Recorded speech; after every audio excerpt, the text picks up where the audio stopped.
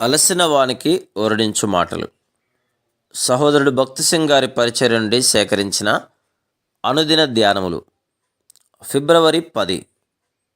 అయినను నేనేమై ఉన్నానో అది దేవుని కృప వలననే అయ్యున్నాను, మరియు నాకు అనుగ్రహింపబడిన ఆయన కృప నిష్ఫలము కాలేదు.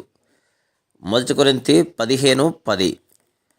ప్రధాన యాజకుడు ధరించు వస్త్రమునందు మనకు కృప యొక్క వర్తమానం కలదు.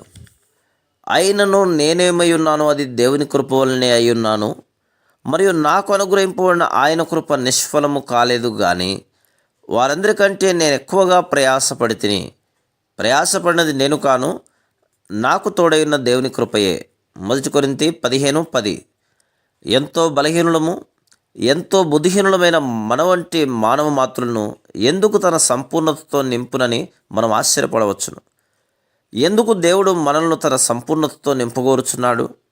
దీనికి జవాబు మనం ఏమై ఉన్నామో, లేక మన తెలివితేటలు, లేక మన వరములు, లేక మన తలాంతులు కాదు, కానీ ఆయన కృపను బట్టియే. ఒకవేళ పౌలు వంటి వారు ఆ సంపూర్ణత యొక్క నింపుదలను పొందగలరు, కానీ ఎంతో బలహీనుడైన నేను కాదని నీవు తలంచవచ్చును. అయితే నేనేమై ఉన్నానో అది దేవుని కృప వలనే అయ్యున్నానని పౌలు తానే వెల్లడి చేయుచున్నాడు.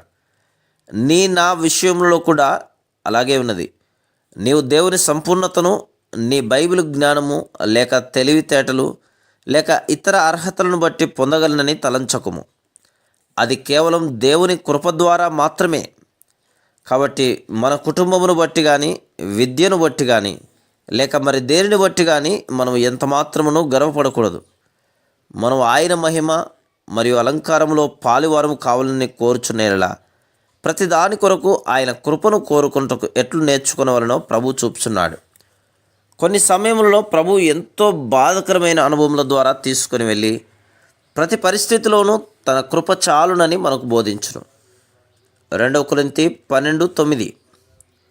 అపోస్తలుడైన పౌలు అనేక కష్టముల ద్వారా వెళ్ళినప్పుడు ఏమాత్రం సనగలేదు, లేక ఫిర్యాదు చేయలేదు. 2 కొరింథీ 11:23. దేవుడు అతని శరీరంలో బాధకరమైన ముళ్ళును అనుమతించినట్లు చదువుదుము. 2 కొరింథీ 12:7-9 ఈ ముళ్ళు ఏమో మనకు తెలియదు. ప్రాముఖ్యంగా అది ఎంతో బాధకరమైనది కనుక అది నా యొద్ద నుండి తొలగిపోవాలని దాని విషయమై ముమ్మారు ప్రభువును వేడుకొంటిని అని పౌలు చెప్పుచున్నాడు. దీనిని బట్టి ఆ ముళ్ళు ఎంతో నొప్పికరమైనదని రుజువవుతున్నది. అటువంటి సమయంలో దేవుని జవాబు, నా కృప నీకు చాలును. దేవుడు ఒక ప్రత్యేకమైన ఉద్దేశంతోనే పౌలు శరీరంలో ముళ్ళు ఉండుటకు అనుమతించెను. మొట్టమొదటిగా అతనికి కలిగిన దైవిక ప్రత్యక్షతలు బహువిశేషముగా ఉన్నందున అత్యధికముగా హెచ్చిపోకుండా దీనునిగా ఉంచు నిమిత్తం.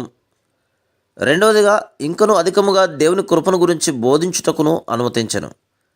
దీనిని అంత సులభంగా అర్థం చేసుకోలేం. పౌలు అనేక ప్రత్యక్షతలు, అద్భుతమైన అనుభవములు పొందినను అతడు దేవుని కృపను ఇంకనూ అధికముగా నేర్చుకొనుటకు గాను శరీరంలో ఎంతో బాధకరమైన ముళ్ళు ద్వారా శ్రమ పడవలసి వచ్చెను. కావున దేవుడు తన కృపను గురించి అధికముగా బోధించుటకు తన పిల్లల జీవితంలో అన్ని రకములైన బాధకరమైన అనుభవములను అనుమతించునని చూసుదుము. Praise the lord.